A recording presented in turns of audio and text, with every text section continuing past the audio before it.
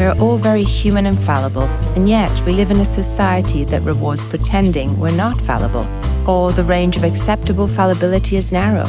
We are constantly comparing our insides to other people's outsides and feeling inadequate and guilty, even ashamed. Trying to blend in means parts of ourselves must disappear, and we must then live in fear that we will be found out.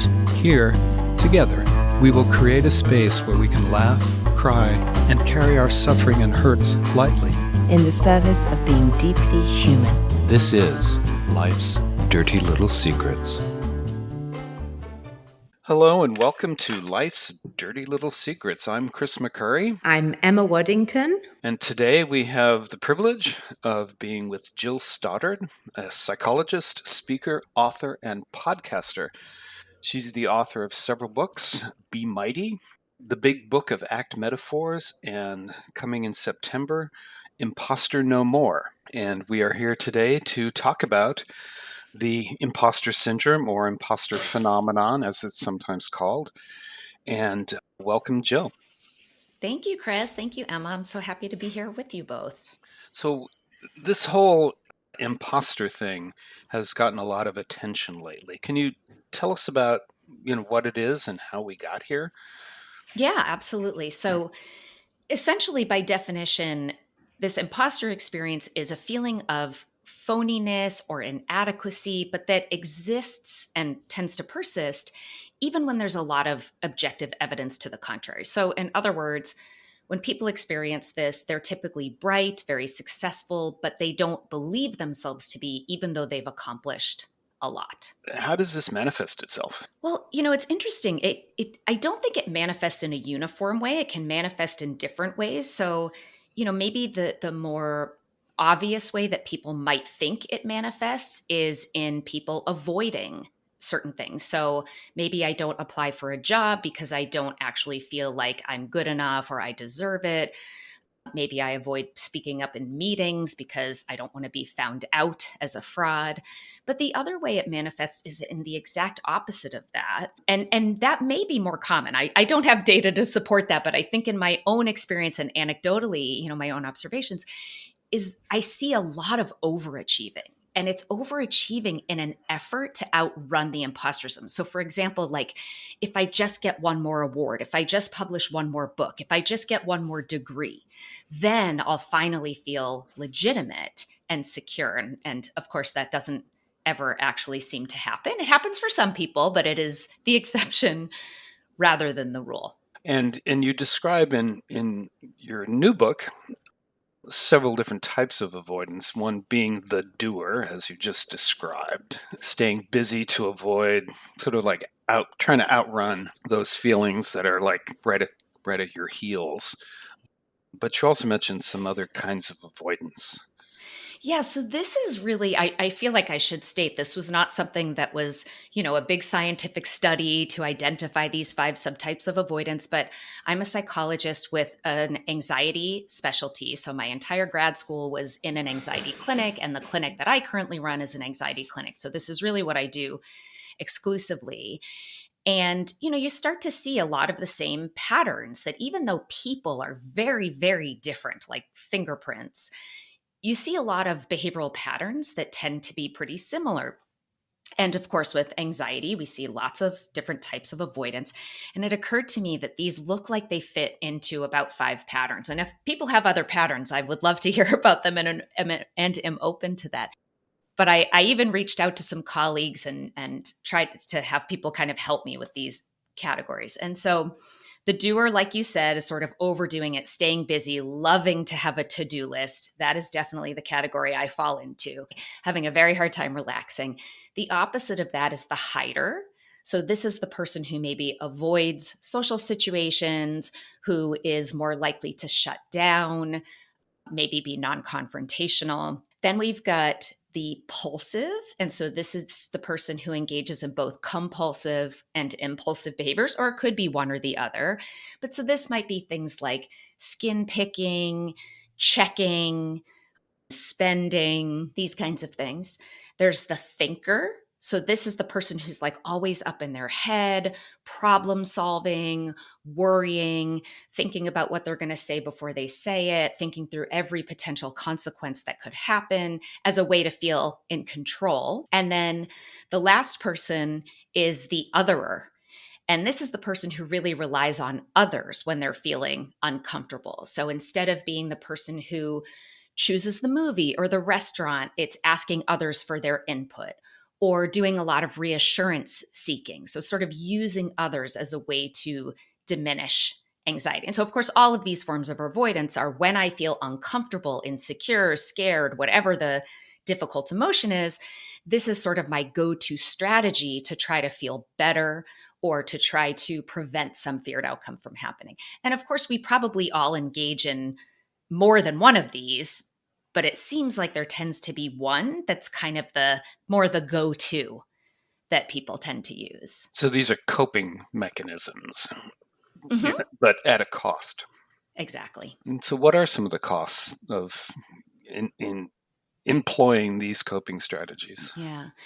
Well, I think there are many. I mean, if we take them one by one and just give a couple examples, I think the doer, probably the biggest one is burnout, right? Like just kind of overdoing it until you burn out. I think for the thinker, it's exhausting and it doesn't always work, and you're suffering the stress of all the possible things you're thinking about rather than just whatever's happening in the moment. For the hider, that one I think is probably more varied. It's, because you're not engaging. So it could impact relationships if you're being non-confrontational. It could impact your job if you're avoiding getting us, procrastinating, avoiding getting assignments done, avoiding talking with your boss.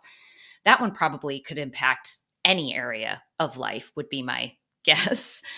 I think for the otherer, it could really be damaging to relationships if you're constantly relying on other people, if you're constantly reassurance seeking. That can get tiring. Did I forget one? The pulsive? Again, I mean, that can have many, many negative outcomes too, especially if it's an engagement in sort of more high risk behavior like substance use or, spending money that you don't have or things like that. Can you talk a little bit about how this phenomenon develops in a particular individual? I know that from what I've read, the little that I've read about it, that there are individual characteristics as well as cultural, societal characteristics to this, or factors that play into it. Yeah. Well, it's a really interesting question because, we were talking before we hit record that when you do a Google search, you get tens of millions of hits. But when you look at real, like good, solid scientific research, there's almost none.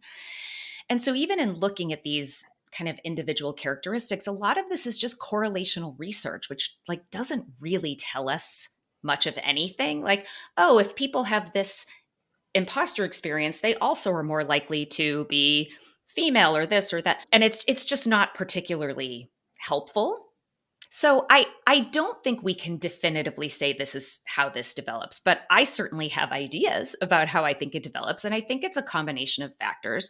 The first being evolution. If you think about the way that early humans survived, we didn't have sharp claws or teeth or run at fast speeds. We had each other. And humans who hunted and gathered and traveled together had a survival advantage. And if you were kicked out of your tribe, you would literally die. And so I think the tendency to compare and to make sure, like, ooh, am I measuring up? Do I add value to this group? If I don't, I'm going to get ousted and I'm going to die.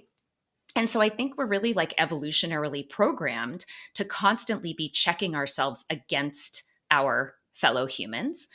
I certainly think our learning experiences must play a pretty large role. And I talk in the book about the bad news is, if you had very critical parents, then you might be more prone to developing this. But also, if you had really overly supportive parents who praised every single tiny little thing you did, and like some part of you knows that maybe you don't really deserve praise just because you went down a slide, that even that could potentially promote this as well. But I think the more sort of current factors, it's really about the sociocultural context in which we live. And Chris, you mentioned at the beginning that this imposter quote unquote syndrome was originally identified as an imposter phenomenon by Pauline Clance and Suzanne Imes back in 1978. And it was really pop culture. And so when Clance and Imes came up with this phenomenon, they talked about how they believed it really only affected high achieving women.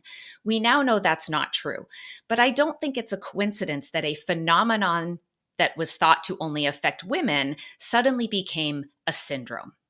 And if you think about the cultural factors that might promote this experience of feeling less than, worrying that we're going to get kind of kicked out, culturally, if you have been told that you don't belong at all the tables, so if women don't belong at men's tables and gay people don't belong at straight tables and people of color don't belong at white tables, then it stands to reason that you would question your belongingness or your competence, or you would worry that you're going to be outed or found out. So my guess is that it's really a combination of those three things. And it affects up to 70% of people. So like, this is not a syndrome, right? Like, that's ridiculous. This is not a pathology. This is a really common, like nearly universal human experience that I think has been mislabeled. I just wanted to add that was so powerful when I first read about it. I mean, I think for me, the term imposter syndrome was one of the most validating terms in my life. I remember when I came across it, probably about, 10 years ago, I suddenly thought, oh, that's what it is. It's like, wow, that's what we call it. This sense of never being enough, this sort of chronic sense of, we did a previous podcast on self-doubt. Mm-hmm. And it, always carrying that. It was especially powerful when, in my training, this imposter sense and carrying it throughout life in all the corners and all the roles. Mm-hmm. And just listening to you and that 70% again was incredibly validating. It's incredible that is so immovable in the sense that we never learn that we are okay, no matter how much data comes our way. It's kind of unchangeable about us as humans, is that we carry the sense of being an imposter or the sense of not being enough, and that nothing really shifts it, even across our lifespan. Do you have any thoughts on why? Why is it that we can't move this beast? Yeah. I think it does move for some people, but I do think that's the exception, not the rule. And, I had one individual, an incredible individual. I mean, this person's resume is like really something to behold. His name is Jamil, and he's featured in the book. I interview him. And he actually did talk about how his did move over time because he found himself in arenas with mentors who consistently spread the message: if you are here, you deserve to be here. This is an elite program and we would not have let you be here if you didn't deserve to be here. And hearing that message over and over was helpful to him. Now, I think for a lot of other people, they'll still be saying, but that's only because you don't actually know who I really am and how incompetent I really am. And if you found out, then you would believe that I don't belong here. And I think part of it is really, this is a really simple answer to what's probably a more complex question, but I think so much of it boils down to what we care about. And that, when I tell a story, and this is completely true in the book, about how, how they say it's just like riding a bike, to mean that if you get back to doing something you haven't done for a while, it's just like riding a bike. Like, you could get on a bike after not riding it for 10 years and still be able to ride it. Well, I literally did not ride a bike for 10 years. And when I got back on my bike, it was not just like riding a bike, and I immediately crashed. And the reason I tell the story is I say, guess how long I spent worrying about being found out as a fraud because I couldn't ride a bike competently as an adult? 0 seconds, because I don't care about my prowess at pedaling a two-wheeled vehicle. But what that event triggered in me was thinking about the fact that my kids, I think they were 8 and 10 at the time, or 7 and 9, and they didn't know how to ride a bike yet. And I immediately started thinking about what a terrible mother I am. Because how could I let my kids get to this age? Everybody else in the neighborhood, their 4 and 5-year-olds were riding bikes, maybe even younger. And my kids are going to be in therapy as adults, talking about how their parents didn't teach them to ride a bike when they were young. So it triggered this whole cascade of thoughts about being inadequate, being a fraud as a mom, not being as good as all the other moms in the neighborhood, because I desperately care about being a good mom. And my kids now know how to ride a bike, so I don't think about that, but I still think about all the other ways I'm not a great mom or not as good of a mom as everybody else. So I think that it really has a lot to do with it, that these thoughts really only show up around the stuff that we care about. We want to be competent at work. We want other people to see that we're smart and competent because we care about our relationships with them. We don't want to be kicked out of the group. And it doesn't take much to tweak one part of the anxiety web for everything to just sort of activate. Right. To go from riding a bicycle to being a bad parent. It's just it's nanoseconds, and it's true. It's if we didn't care, if we didn't matter about it, it wouldn't bother us. Exactly. That's a message that I try to convey to people that I work with, that the reason you're anxious about this is because you care about it. Just coming back, because I'm just noticing so many parallels with the self-doubt piece, that this feeling of anxiety and being an imposter seems to show up when something really matters to us. Is there a message in that is important for us to listen to?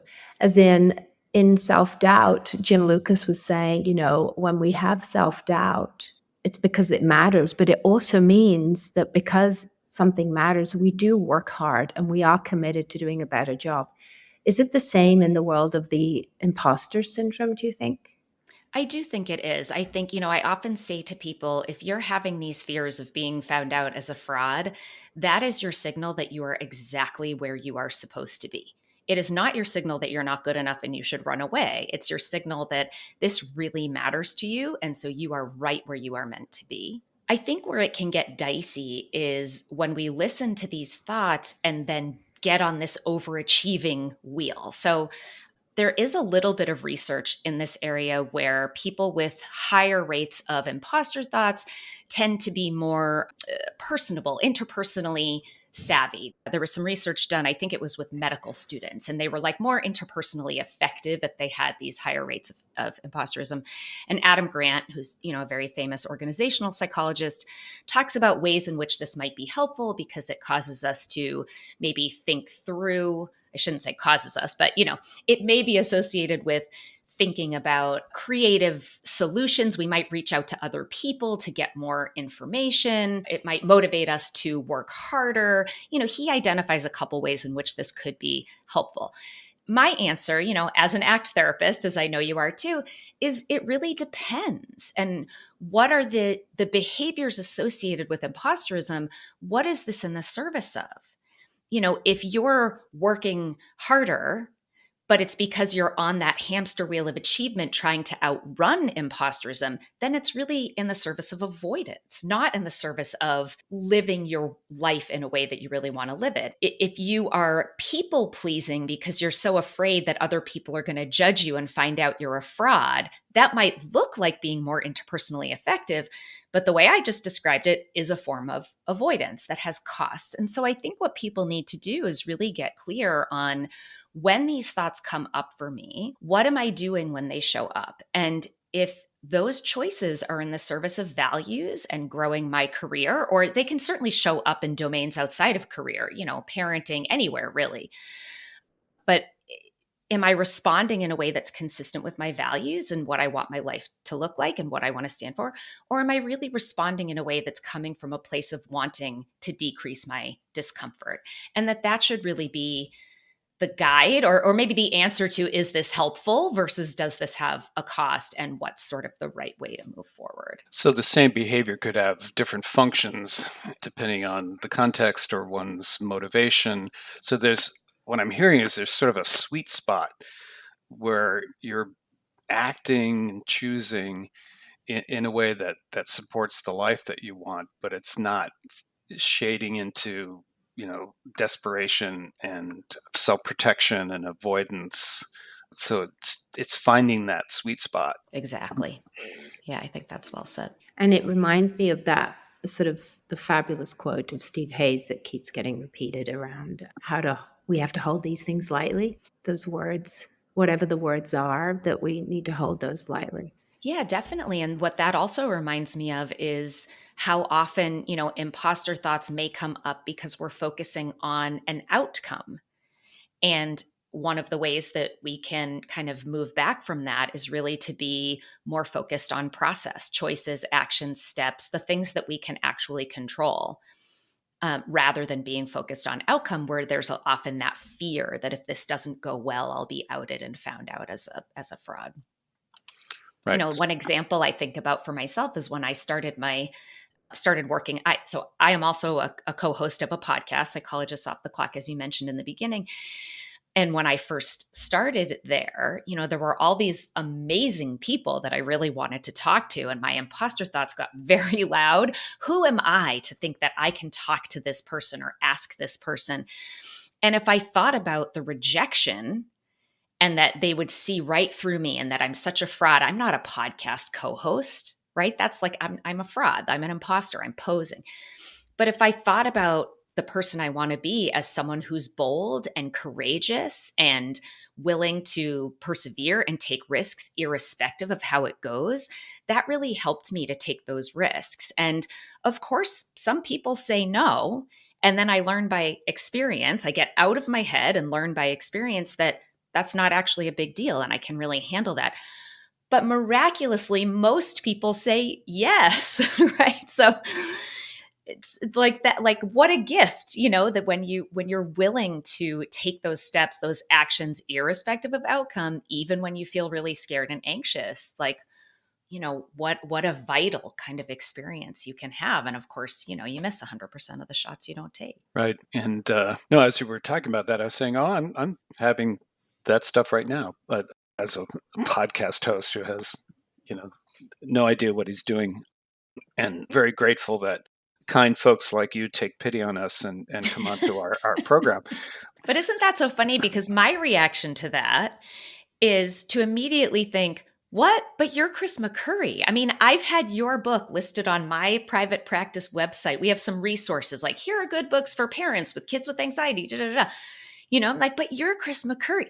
So we all have this same experience where I'm like, but you're famous and I'm nobody. And now you're saying you're having like this really similar experience. And I can tell you that and it won't make you feel better. And you can tell me that and it won't make me feel better. And this is all just this common humanity, this really common shared experience that we have. And I think the more that we talk about it and share about it, the more humanizing it is. Like you were saying, Emma, you felt so validated when you started to learn about this. And, I think that's a big part of what can break it down and help us to be brave and to not listen to those thoughts, to really acknowledge like, oh, right, this is like a normal part of the human experience. And I get to choose how I'm going to respond, even when they get really loud. Well, it goes back to what Emma was saying before about how this phenomenon is impervious to data. And there's always the yes, but, sure, I've written some books, but I've never done a podcast. So, this is where my incompetence is going to be revealed. And so we're not going to get rid of this stuff necessarily. And, your example that you described previously, notwithstanding, I think most of us, we're just going to have to make peace with this guest at the party. It's one of Steve Hayes's favorite metaphors of, having a party and some person arrives at the party that you were hoping wouldn't show up, and you can spend the whole party like thinking about Joe the bum being at the party, or you can notice that he's there but turn your attention toward, enjoying yourself. Yeah. It's like Emma knows I always have to throw a quote in here somewhere.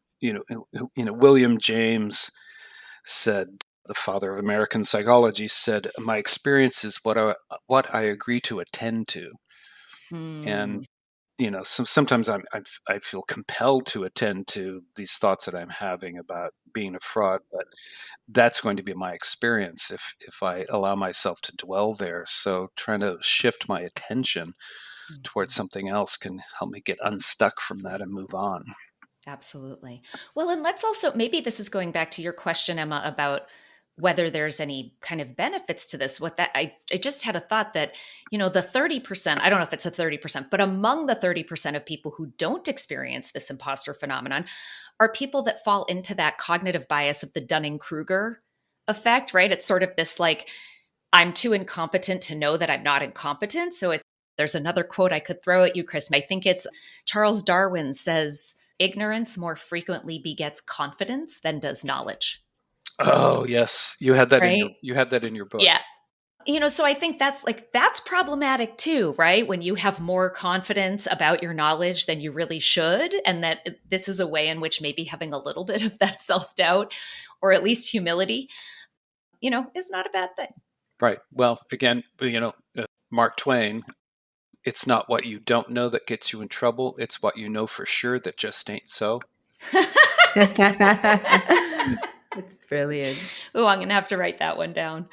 So good. That's so great. I remember hearing somewhere, I can't remember where, and I mentioned this to Chris earlier, that it was 70% of people feel like they're an imposter, and the other 30% who don't should. Right. Yeah. And that always struck me because, yeah, that's true. There's something really important when we question ourselves, when we do doubt ourselves, and that we should hold that lightly, albeit that it's not the thing that dominates, but that it should really be there. And I was just as you were speaking, I was remembering, and I'll misquote Brene Brown, but she talks about the power of vulnerability. And it struck me as, we were talking that here we are feeling like we're an imposter because we don't quite meet what we think are the expectations that others have of us. And yet the most connecting thing we can do is to be vulnerable. Yeah. That is the thing that mostly helps us to feel liked and accepted. Like if I think of you, Jill, one of the things I love the most about you and the podcast is how authentic you are. And when you share so authentically, I really connect to what you're saying. And it makes me want to listen to you more. Yeah. Thank you for saying that. And I will share that I have vulnerability hangovers from that all the time. So it is not easy to be vulnerable, and it creates a lot of fear and self-doubt. People will judge me, and we don't like to be judged because we don't want to be rejected. And there's a study that shows that the parts of the brain that light up when you're rejected are the same parts of the brain that are impacted by physical pain. And I think that's related to the evolutionary roots that we talked about earlier. But I think it's so true. We don't connect with each other over perfection. It's really the imperfection. And I share a story in the book about a person I became friends with, and it was the first time I was coming to her house, and she hadn't cleaned up.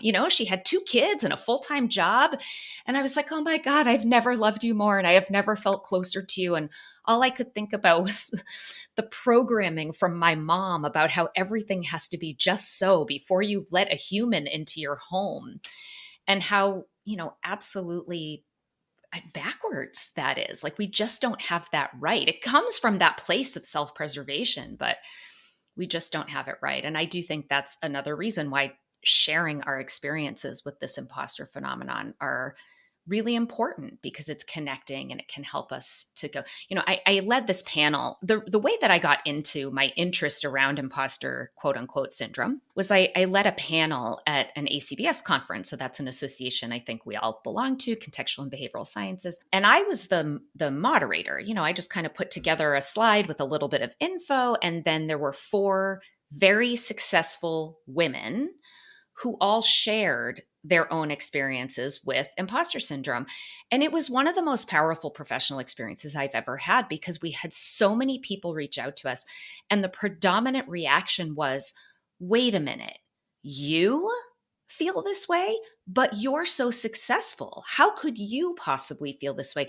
And what that translated to is, if you can feel this way and still move forward and have this kick butt career, then maybe I can too.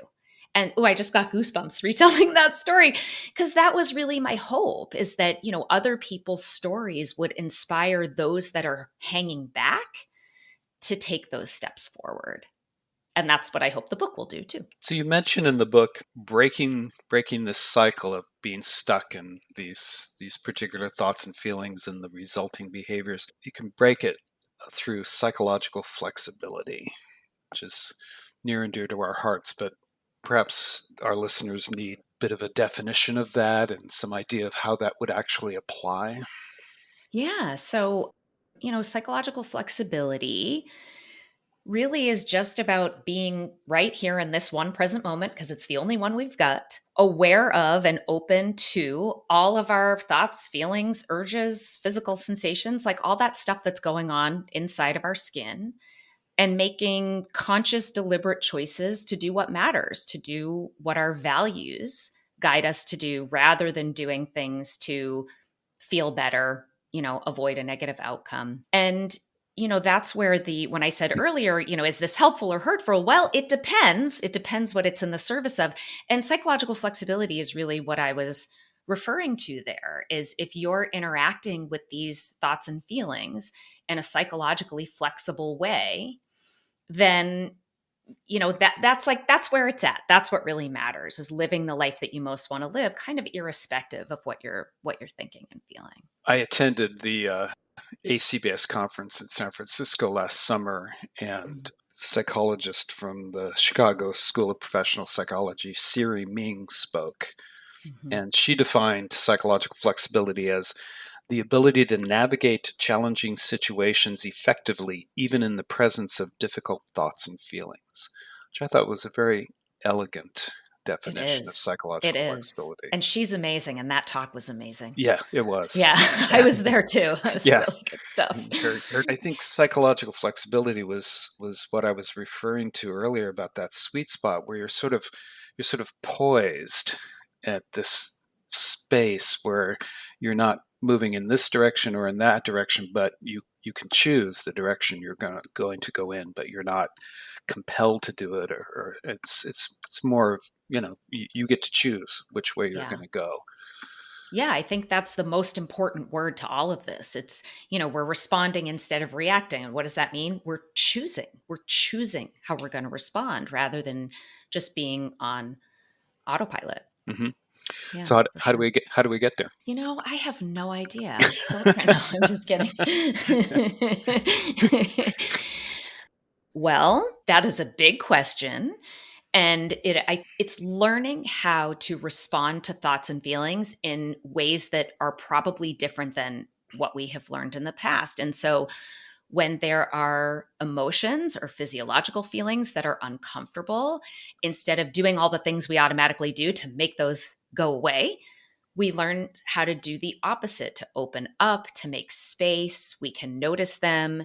We can make space for them. I like to do that with clients, really just through breathing. When you inhale, your body literally expands. And so you can expand to make space for those experiences. But my favorite way to do this is through a series of ridiculous but very fun and playful exercises. And basically what I tell people is, if you told me that it was really important to you to run a marathon, and you gave me all the reasons that the values were tied to why you have this big goal, I would not say, great, you should go run Boston next weekend, if you had never even walked around the block in your neighborhood, right? You would really need to train, and you would need to train a lot. And so I like to do a lot of training around willingness and acceptance, this idea of making space for discomfort, getting comfortable being uncomfortable. And so one of my favorite ways, I know we're not on video, but you guys can see it's right here in my desk drawer. Are you familiar with Bean Boozled jelly beans? So get comfortable being, oh, you're muted, Chris, but Chris is showing me a button that says get comfortable being uncomfortable. I love that, and I need it. I want it plastered everywhere. I got that from Lisa Coyne. Oh, that's awesome. I'm going to have to yell at her for not giving me one of those. I'm going to request one. I have to get a new car. My lease is up soon, and I'm already seeing that this is what I want on the back of my car. Spread the message far and wide. So I like to practice getting comfortable being uncomfortable just by using the senses. And of course, the internet is beautiful for that, because you can look at all sorts of gross things on Google Images or wherever. You can listen to all sorts of things. You've got YouTube at your fingertips. But the Bean Boozled jelly beans are jelly beans that, the pink one might be strawberry banana smoothie, or it might be vomit flavored. But at the end of the day, they're all just jelly beans.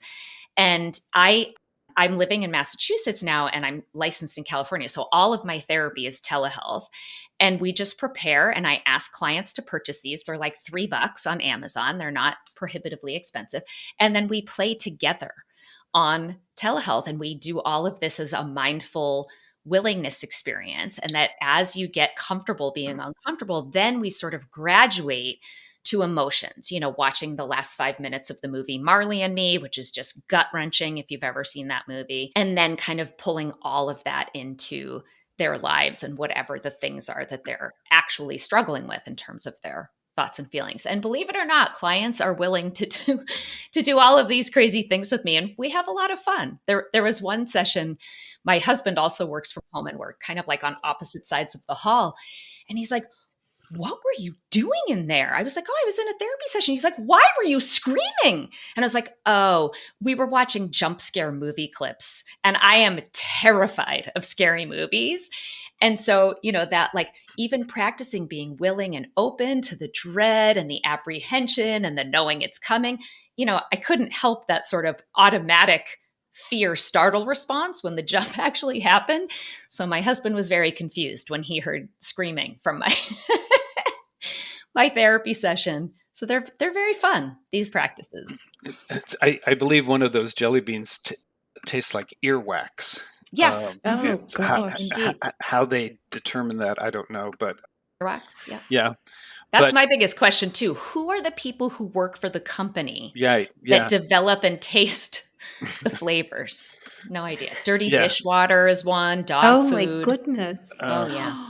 So basically, you're talking about exposure exercises, and It's emotion exposure, right? yes, starting off small and protective and fun, and then learning that we can. I won't say the word tolerate necessarily because that implies kind of gritting your teeth through a situation, but an openness to the experience. Exactly. Yeah, exactly. It's like a skill, really. I believe it is absolutely a skill. I think that that's exactly right. And, we're sort of programmed. If you put your hand on a hot stove, you want to take your hand away. The pain is an indicator that you're going to be harmed. But of course, we apply that to our inner world in a world that shrinks our existence and doesn't really work so well. So it's building a skill. It's sort of almost in some ways like untraining some of our more natural instincts and then building skills for how to do things in a different way. Yeah, I think that's right. So it's unlearning in some ways. Yeah, I mean, we know there's like no delete button and we can't Right. really unlearn, but Right. yes, I mean, I think yeah. Well, we can override old programming with new programming. Exactly, yeah. And I do this all the time, by the way. Like I like to have my money all facing the same way in denominational order. So 100% of the time, if I'm getting, cash change at a store, I put it in all wonky, cattywampus. And when I'm taking a shower, normally I would shave my legs in a very certain order, start at the front, go around in order. And so instead I do a stripe in the back and a stripe in the front. And it's really like any time that I have an opportunity to practice being uncomfortable, I do it. It's just like any other muscle. I think we really need to practice consistently. It's not, you don't like lift weights to get strong and then just never lift another weight again. It's a practice that you have to consistently utilize throughout the course of your life if you want to keep your muscles strong. And I think about psychological flexibility and getting comfortable being uncomfortable in exactly the same way. Well, I think too, what you're describing is a way of training up noticing, where if you're doing something by rote routine, you're semi-conscious about it, and that's fine for a lot of situations, necessary. But if we're talking about mindfulness as being a part of this, and the awareness, the noticing, then doing little things like I've encouraged people to use their non-dominant hand, when they brush their teeth, or put the keys in the lock, when they're coming home, and it's just a little way of just kind of noticing, oh, this is what's going on in the present moment, as opposed to, okay, what do I need to do once I get inside the house? 100%. And you can't choose a new response if you're not noticing Right. the automatic stuff that's happening. Exactly. The automatic reactions that are happening. Right. Right. So in the few minutes that we have left, What should we leave our listeners? Well, I was asked to do a talk for some teenagers that was about mental health. And they really wanted them to walk out of there with like something they could use in their lives. But I only had 20 minutes. And I was like, oh God, no pressure or anything, like change their lives in the world of mental health, but you've only got 20 minutes. And honestly, I sat there and I thought, I'm like, well, if I could teach kids and teens one thing in 20 minutes, what would it be? And you know what my answer was? It was getting comfortable being uncomfortable.